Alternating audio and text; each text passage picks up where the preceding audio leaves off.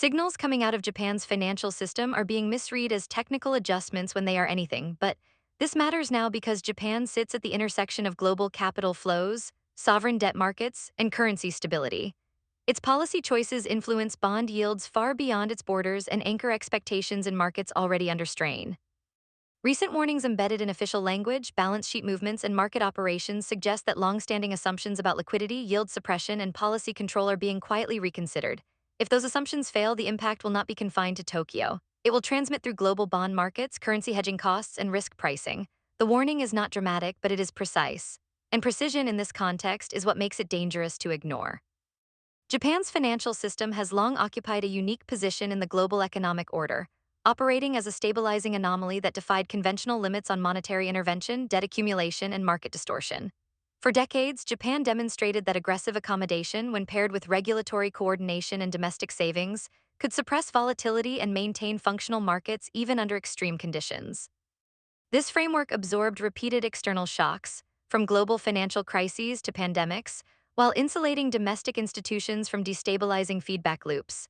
However, recent signals emerging from policy communication, market behavior, and institutional balance sheets indicate that this model is encountering constraints that are no longer merely theoretical. These constraints are practical, political, and structural, and their emergence marks a critical inflection point not only for Japan, but for global fixed income markets that have relied on Japan's stability as an anchor.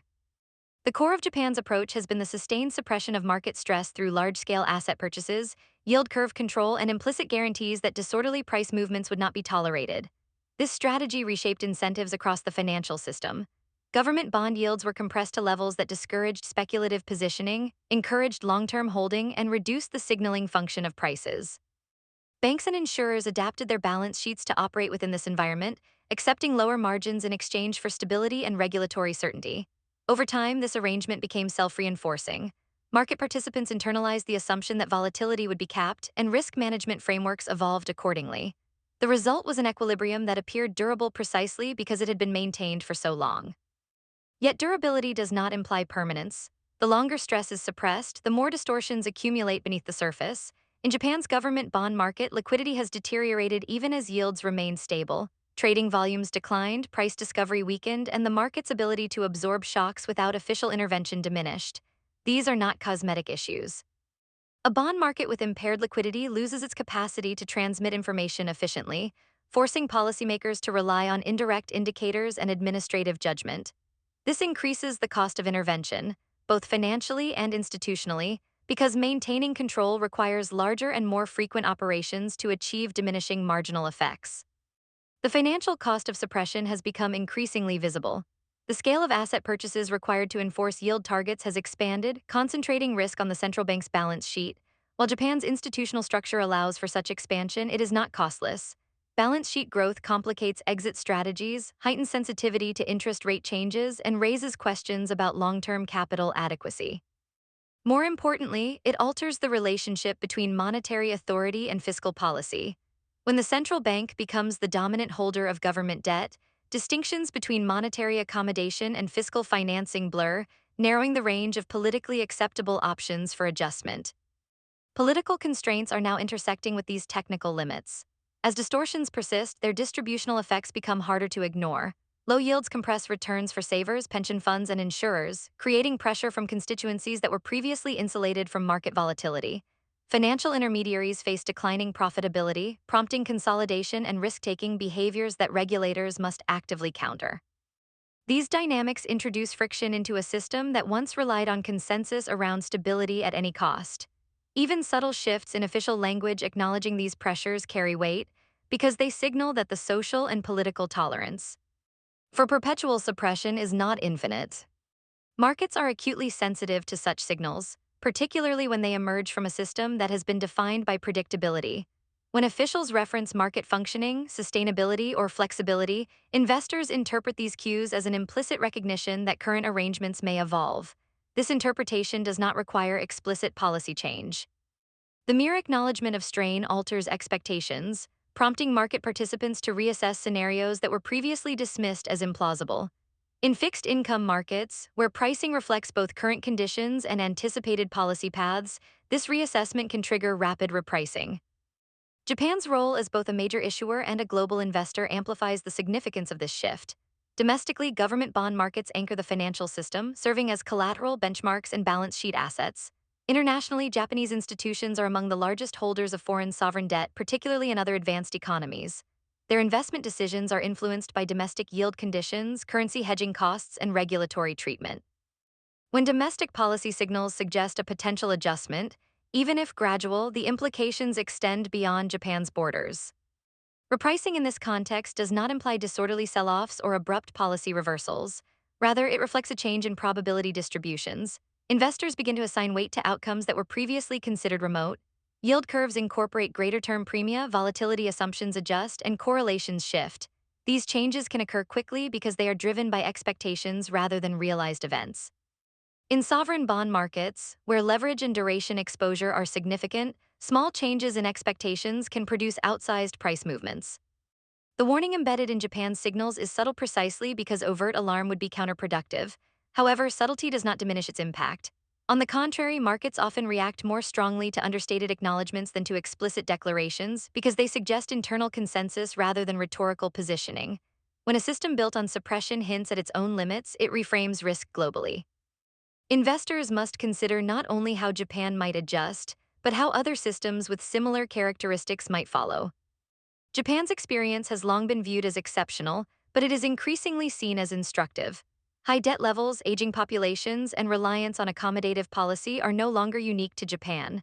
As other advanced economies confront similar constraints, Japan's signals are interpreted as a leading indicator of broader structural challenges. This elevates the importance of even incremental changes in Japan's financial posture, as they inform expectations about policy endurance elsewhere. The strain on financial intermediaries further underscores the limits of suppression. Banks and insurers operating in a low-yield environment face persistent margin compression, which affects their capacity to absorb shocks and extend credit. While regulatory frameworks mitigate some risks, they cannot fully offset the economic reality of prolonged low returns. As intermediaries adapt by seeking yield or reducing exposure, the central bank must intervene more actively to maintain stability, reinforcing the perception that the system is increasingly dependent on official support. This dependency creates a feedback loop. The more intervention is required to suppress stress, the more markets infer that underlying pressures are intensifying. Each operation achieves its immediate objective but also adds to the cumulative signal that normal market mechanisms are insufficient. Over time, this erodes the credibility of suppression as a permanent strategy. Credibility does not collapse suddenly. It thins gradually, reducing the margin for error and increasing sensitivity to shocks. The global fixed income market has internalized Japan's stability as a constant. Its yields have served as reference points, its investors as steady sources of demand, and its policy framework as proof that extraordinary measures can be sustained indefinitely. As Japan signals limits to this framework, those assumptions must be revisited. This does not herald an imminent crisis, but it does alter the baseline against which risk is measured. In practical terms, this means higher uncertainty around yield trajectories, increased volatility in cross-border flows, and greater emphasis on policy communication. Markets will scrutinize not only actions but the language surrounding them, parsing statements for clues about tolerance, priorities, and constraints. This scrutiny itself increases pressure on policymakers, narrowing their room to maneuver and reinforcing the cycle of signaling and interpretation. The reframing of risk across GL. Global fixed income is therefore not a function of dramatic policy shifts, but of accumulated signals indicating that suppression has costs that can no longer be ignored. Japan's acknowledgement of these costs, however measured, represents a transition from implicit denial to cautious realism. For markets, realism demands adjustment. For policymakers elsewhere, it serves as a warning that the tools used to stabilize systems under extreme conditions may lose effectiveness over time. Ultimately, Japan's signaling reflects a broader truth about financial systems under prolonged stress suppression. Stability achieved through intervention is conditional, not absolute. It depends on institutional capacity, political consensus, and market belief. When any of these pillars weaken, even slightly, the entire structure becomes more sensitive to change. Japan's position at the center of global finance ensures that this sensitivity will not remain contained. The warning is not of collapse, but of constraint. And in a world accustomed to unlimited accommodation, the recognition of limits is itself a transformative development. Global bond markets are structurally exposed to changes in Japanese capital behavior in ways that are often underestimated precisely, because those changes tend to unfold gradually and through technical channels rather than abrupt policy announcements. Japan occupies a unique position as both a major sovereign issuer with an exceptionally large domestic debt stock and one of the world's most significant providers of outbound capital. For decades, Japanese institutional investors have functioned as a stabilizing force in global fixed income, recycling domestic savings into foreign sovereign debt and anchoring demand for core assets during periods of stress. This role has been so consistent that it has become embedded in market assumptions, risk models, and issuance strategies across advanced economies. As Japan's domestic financial conditions evolve, those assumptions are now being tested in real time. Japanese capital flows are not opportunistic in the short-term sense. They are driven by structural features of the domestic system, a large pool of household savings, regulatory frameworks that shape portfolio allocation, and a prolonged environment of suppressed domestic yields. Life insurers, pension funds, banks, and trust accounts have historically faced a simple constraint. To meet return targets and liability structures in a near-zero yield environment, they were compelled to seek yield abroad. This dynamic produced persistent, predictable demand for foreign sovereign bonds, particularly U.S. Treasuries, European government debt, and high-grade agency securities. Over time, this outward flow became a quiet pillar of global bond market stability. What makes the current moment sensitive is not the prospect of a sudden reversal, but the increasing plausibility of marginal change. Even small shifts in domestic incentives can have outsized global effects when applied to portfolios measured in trillions of dollars. If domestic yields rise modestly, or if the relative attractiveness of foreign bonds declines due to currency hedging costs, Japanese investors do not need to liquidate existing holdings to influence markets. A reduction in incremental purchases, or a decision to allow maturing securities to roll off without reinvestment abroad, is sufficient to alter demand dynamics.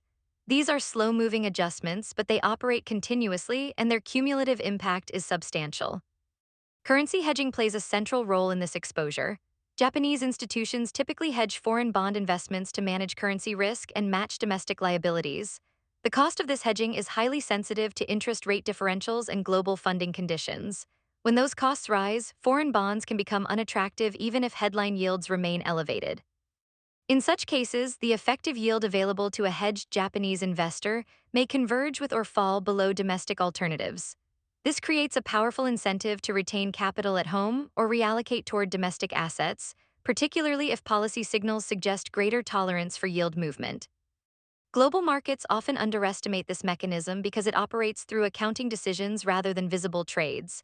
There is no dramatic sell-off, no headline-grabbing liquidation. Instead, demand softens quietly, auction coverage ratios decline incrementally, term premia drift higher, volatility increases at the margin. These signals are easy to misinterpret as noise or temporary sentiment shifts. In reality, they may reflect a structural recalibration of one of the largest investor bases in the world. The exposure is magnified by the current global issuance environment. Advanced economies are issuing sovereign debt at elevated levels to finance fiscal commitments, demographic pressures, and strategic investments. This supply has been absorbed in part by the assumption of stable foreign demand, including from Japanese institutions.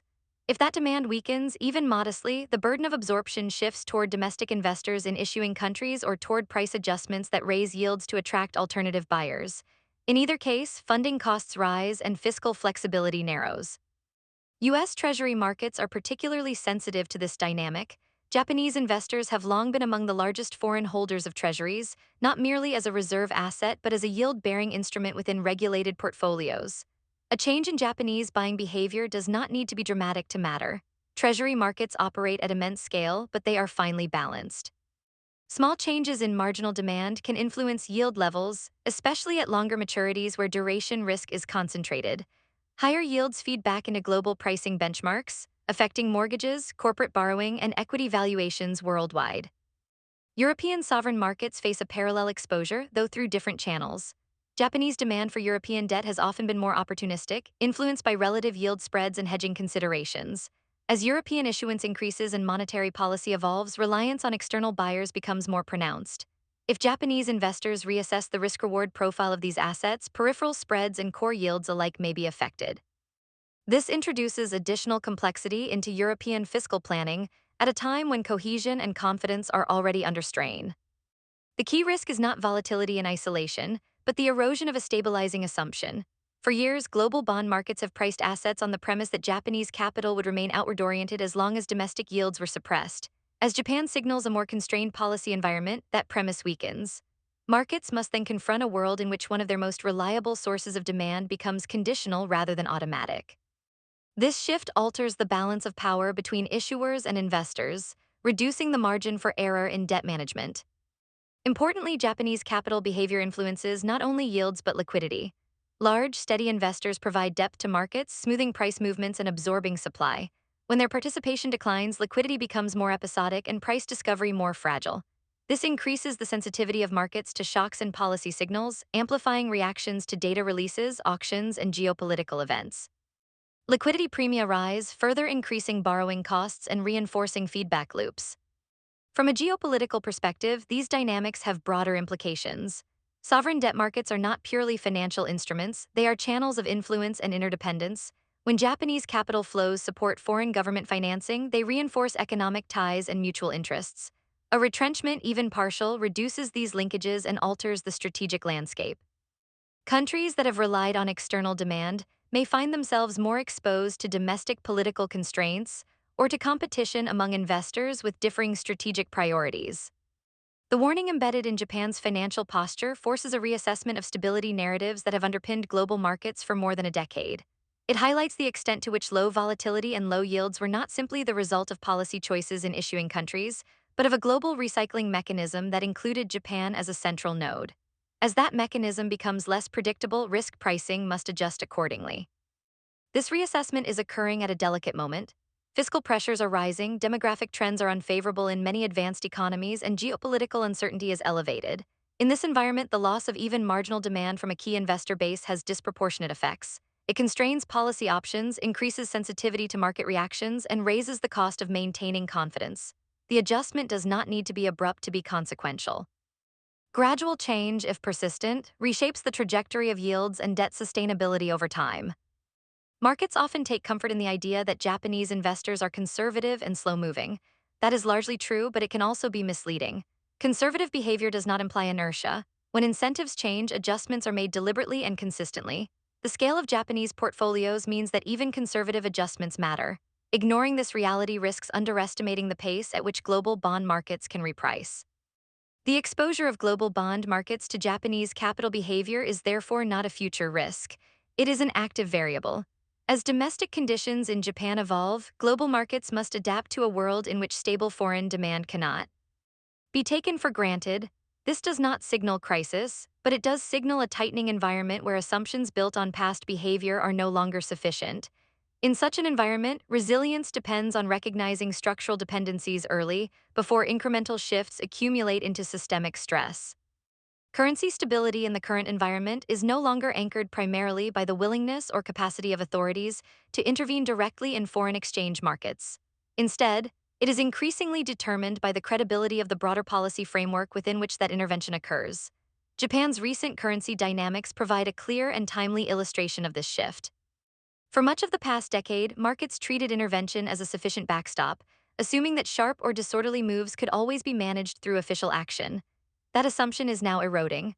What matters more than the act of intervention itself is whether monetary policy, fiscal sustainability, and medium-term growth prospects are perceived as coherent, durable, and mutually reinforcing. When that alignment is questioned, intervention loses its signaling power and becomes a temporary palliative rather than a stabilizing force. Japan's experience is particularly instructive because it has one of the most extensive histories of foreign exchange management among advanced economies. The yen has long functioned as both a funding currency and a safe haven asset, roles that depend heavily on confidence in Japan's institutional credibility. In periods of stress, yen appreciation was historically interpreted as a vote of confidence in Japan's financial system and policy discipline. Conversely, periods of yen weakness were often dismissed as the mechanical result of interest rate differentials rather than as reflections of deeper concern. That distinction is becoming harder to sustain. As policy constraints become more visible, currency movements are being read less as technical adjustments and more as judgments on credibility.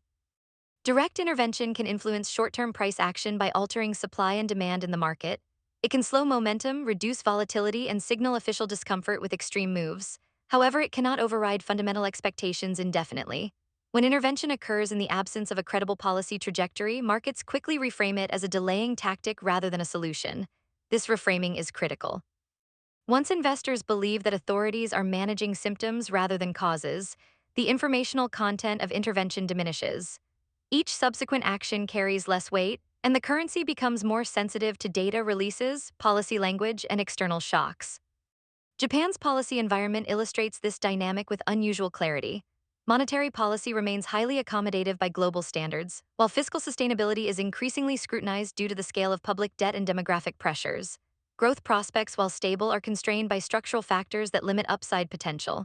When these elements are perceived as misaligned, currency markets respond by embedding higher risk premia into exchange rates. This process does not require panic. It unfolds through incremental adjustments in positioning, hedging, and funding decisions that collectively alter market behavior.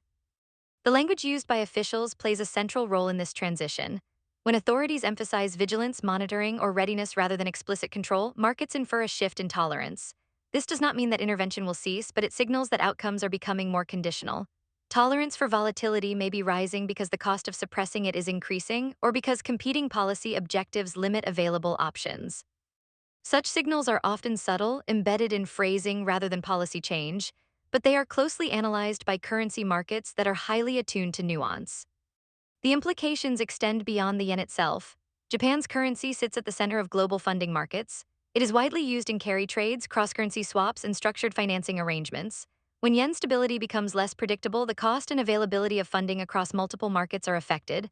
Cross-currency basis spreads adjust to reflect perceived risk, altering hedging costs for global investors. These adjustments feed directly into bond markets, equity valuations, and trade finance. What begins as a currency issue becomes a system-wide transmission mechanism. Hedging strategies are particularly sensitive to changes in perceived stability. Many institutional investors operate under the assumption that currency risk can be managed at predictable cost. When that assumption weakens, portfolios must be rebalanced. Assets that appeared attractive on a hedged basis may no longer meet return thresholds. This can try G-jur reallocations that amplify currency moves rather than dampen them. In this way, declining confidence in policy alignment can create self-reinforcing dynamics even in the absence of extreme volatility. Currency movements also shape inflation expectations, which are critical to monetary credibility. A weaker currency raises import costs, influencing consumer prices and wage dynamics. If markets believe that authorities are constrained in their ability to respond, inflation expectations can become unanchored at the margin. This does not imply runaway inflation, but it does complicate policy calibration. Central banks must then balance domestic price stability against financial stability concerns, further narrowing the policy corridor. Currency markets, observing this tension, become more reactive and less forgiving. Trade competitiveness is another channel through which credibility matters. Exchange rates influence export pricing, corporate profitability, and investment decisions. When currency movements are perceived as reflecting policy inconsistency rather than cyclical adjustment, businesses become more cautious. Investment horizons shorten, hedging costs rise, and pricing strategies become more defensive. These micro-level decisions aggregate into macro-level effects that reinforce the currency signal. Stability that once supported long-term planning becomes conditional on policy clarity. Japan's signaling of a more constrained policy environment therefore elevates the role of the currency as a diagnostic tool. Exchange rate movements are no longer interpreted primarily as the result of yield differentials or speculative flows. They are increasingly seen as assessments of institutional capacity and strategic coherence. This represents a structural shift in how markets process information. The currency becomes a real-time referendum on credibility rather than a variable managed at the margin. This shift has important implications for intervention strategy itself. In a credibility-driven environment, the effectiveness of intervention depends on whether it is consistent with the broader policy narrative. Actions that align with a clear, sustainable framework can reinforce confidence even if they are limited in scale. Actions that appear to contradict underlying constraints can accelerate skepticism. Markets are adept at distinguishing between intervention that complements policy and intervention that compensates for its absence. The global context amplifies these dynamics. As monetary conditions tighten or diverge across major economies, currency markets become a primary channel for adjustment. Japan's position as a low-yield anchor in this environment makes it particularly exposed. When policy credibility is strong, this position confers stability. When credibility is questioned, it magnifies vulnerability. The same characteristics that once dampened volatility can accelerate it under different expectations. Importantly, this does not imply that Japan faces an imminent loss of control over its currency.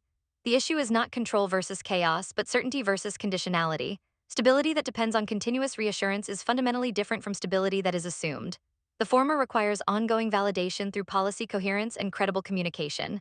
Any inconsistency is quickly reflected in market pricing, reducing the buffer against shocks. As currency stability becomes more tightly linked to credibility, the margin for error narrows. Policy missteps, mixed signals, or delayed responses carry greater weight. This places a premium on coordination between monetary, fiscal, and structural policy domains. Markets are no longer willing to compartmentalize these areas. They assess them holistically, using the currency as an integrating signal. The broader implication is that currencies are reclaiming their role as stress transmitters rather than shock absorbers.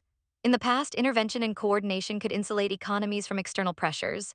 Today, currencies more readily reflect internal constraints and external imbalances.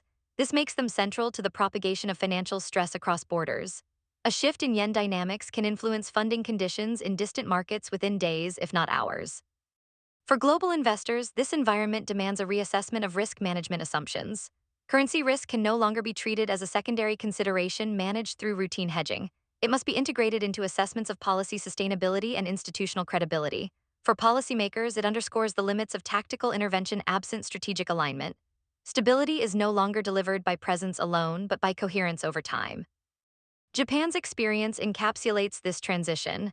As officials signal vigilance rather than absolute control, markets adjust their expectations accordingly.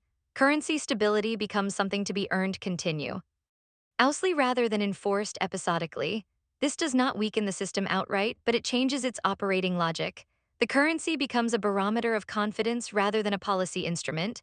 In a global financial system already operating with reduced tolerance for ambiguity, that shift has far-reaching consequences. Ultimately, the lesson is not that intervention is obsolete, but that its effectiveness is contingent. In a credibility-driven environment, intervention without alignment accelerates uncertainty, while intervention embedded in a coherent framework reinforces stability. Japan's current signaling places it at the center of this global adjustment. As currency markets internalize these signals, they transmit their implications outward, shaping capital flows, funding costs, and risk perceptions far beyond Japan's borders. Stability, once presumed, is now provisional, and that change defines the current moment. The warning embedded in Japan's current financial posture must be understood as a systemic signal rather than a discrete national development.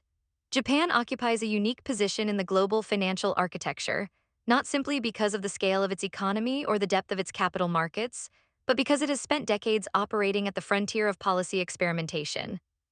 Long before other advanced economies confronted zero or negative interest rates, sustained balance sheet expansion, and structurally weak growth, Japan was already navigating those conditions. As a result, shifts in Japan's financial signaling are rarely interpreted in isolation. They are read as stress tests for the broader system, revealing how far policy endurance can be stretched before its effectiveness begins to erode. Japan's debt profile is central to this interpretation. With public debt at levels unmatched among major economies, Japan has demonstrated that high indebtedness is not inherently destabilizing if it is domestically financed, supported by institutional credibility, and paired with accommodative monetary policy. For years, this experience was used to counter arguments that debt accumulation would inevitably lead to market revolt or fiscal crisis.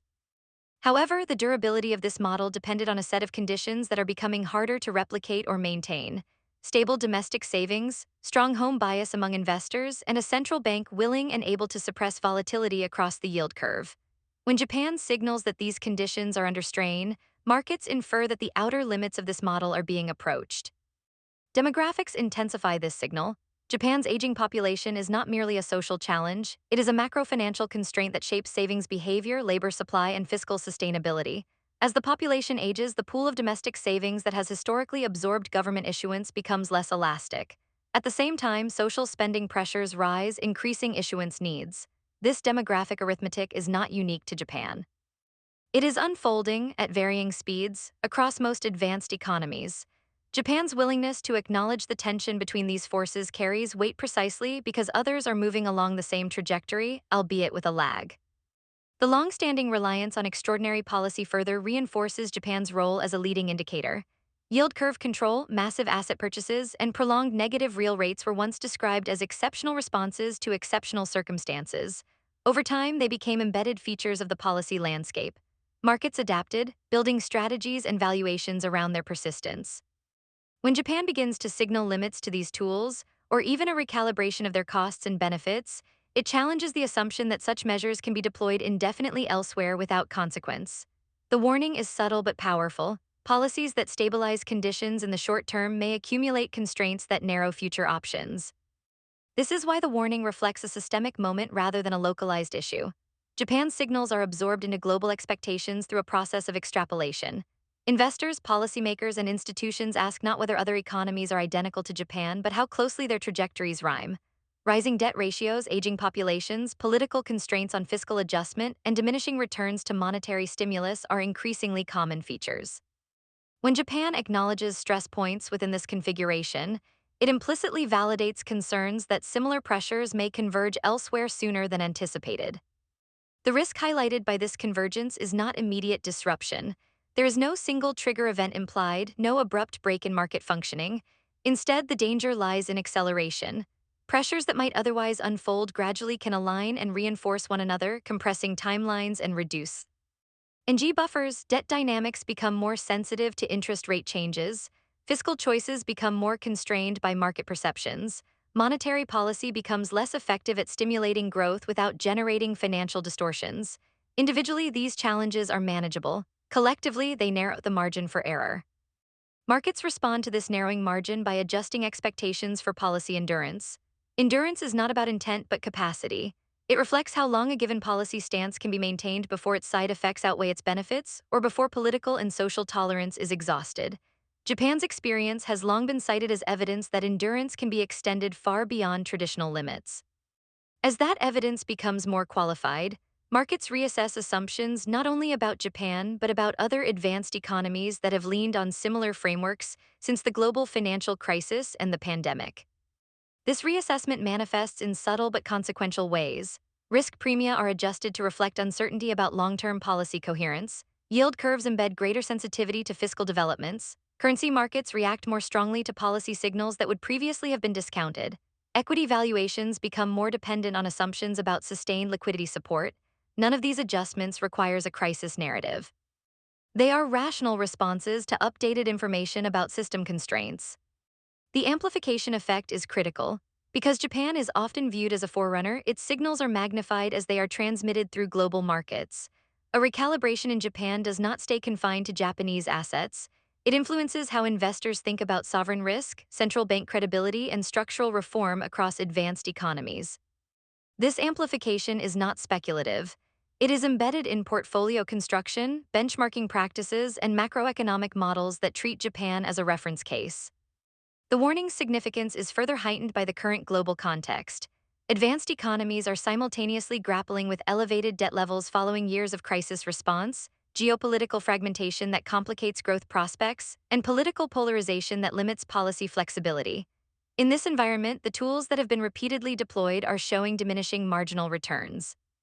Japan's acknowledgement of stress points is therefore interpreted as confirmation that the global system is entering a phase where trade-offs are sharper and buffers thinner. This does not imply uniform outcomes. Each economy has its own institutional strengths, vulnerabilities, and political dynamics. However, the systemic nature of the warning lies in its challenge to a shared belief that extraordinary policy can always be extended, scaled, or adapted to meet new pressures without fundamentally altering the risk landscape. Japan's experience suggests that while such policies can buy time, they also reshape the system in ways that eventually constrain choice. As markets internalize this lesson, behavior changes. Investors place greater emphasis on structural factors such as productivity growth, demographic trends, and fiscal governance. They become less willing to assume that central banks will indefinitely offset these forces. This shift is gradual but persistent. It alters capital allocation decisions, influencing which economies are perceived as resilient and which are viewed as approaching policy saturation. For policymakers, the warning underscores the importance of credibility not just in execution but in acknowledgement. Japan's signals carry weight because they reflect an honest appraisal of constraints rather than a denial of them. This transparency can stabilize expectations in the short term, but it also removes comforting illusions. It forces markets to confront the reality that the policy environment is becoming more conditional, more complex, and less forgiving. The narrowing margin for error implied by this moment is perhaps the most consequential aspect of the warning. When margins are wide, mistakes can be absorbed without lasting damage. When margins narrow, timing, coordination, and communication become critical. Small misalignments can have outsized effects. Japan's experience suggests that advanced economies are moving into such a regime. where resilience depends less on the sheer scale of intervention and more on the coherence of the overall framework. In this sense, Japan is not an outlier but a bellwether. Its challenges are not uniquely Japanese, they are manifestations of global trends reaching maturity. The warning does not predict collapse, but it does signal transition. It marks a shift from an era defined by expanding policy space to one characterized by constraint management. For a global financial system accustomed to the former, this transition represents a fundamental adjustment. As this adjustment unfolds, Japan's signals will continue to be scrutinized for insight into how advanced economies can navigate converging pressures without triggering instability. The lesson emerging now is sobering but not fatalistic. Long-used tools have not failed, but their capacity to deliver the same outcomes has diminished. Recognizing this reality is the first step toward adapting strategies accordingly. Ignoring it would risk mispricing stability at a time when the system can least afford complacency.